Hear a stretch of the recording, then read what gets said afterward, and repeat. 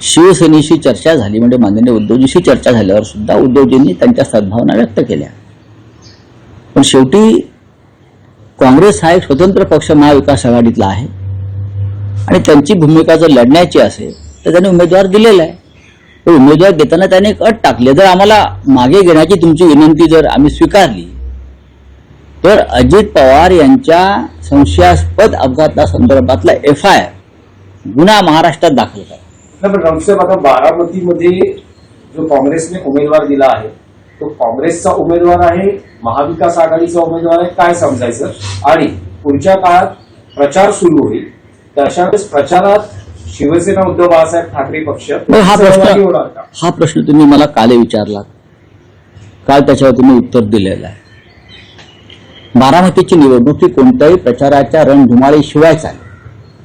बारामतीचा जो मतदार आहे तो शांतपणे आपली भूमिका मतपेटीतून व्यक्त करेल, एवढंच मी सांगतो. पण उमेदवार हा महाविकास आघाडीचा आहे की काँग्रेसचा?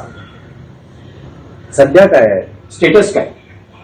काँग्रेसचा उमेदवार जो आहे हर्षवर्धन सकपाळ यांच्या नेतृत्वाखाली जी काँग्रेस महाराष्ट्रात आहे किंवा राहुल गांधी, त्या काँग्रेसचा उमेदवार आकाश मोरे हे या क्षणी काँग्रेसचे उमेदवार आहेत. राष्ट्रवादी काँग्रेस पक्ष त्या निवडणुकीपासून दूर आहे. शिवसेना सुद्धा त्या निवडणुकीपासून आज जरी दूर असली किंवा राष्ट्रवादी काँग्रेस दूर असली तरी काँग्रेस हा महाविकास आघाडीचा घटक आहेच ना.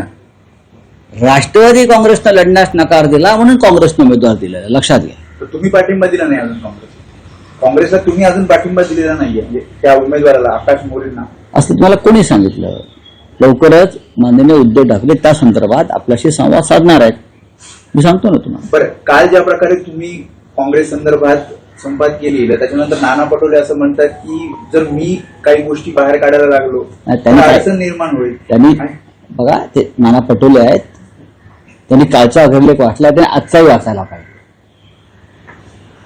वाचनामध्ये सातत्य पाहिजे. वाचनामध्ये सातत्य असेल तर वैचारिक गोंधळ होत नाही. त्यांनी आजचा सुद्धा अग्रलेख आवर्जून नाना पटोले यांनी वाचायलाच पाहिजे. कालचा वाचून काय होणार? सत्य का पुसलं जातं का?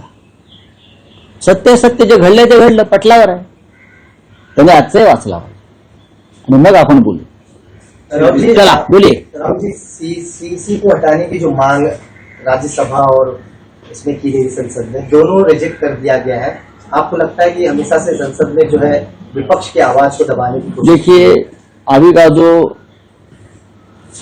चुनाव आयोग है उनको एक टास्क दिया है, बंगाल बीजेपी के झोली में डालने का एक टास्क दिया है, वो जो नीतीश कुमार है. और ये टास्क इसलिए दिया है कि बंगाल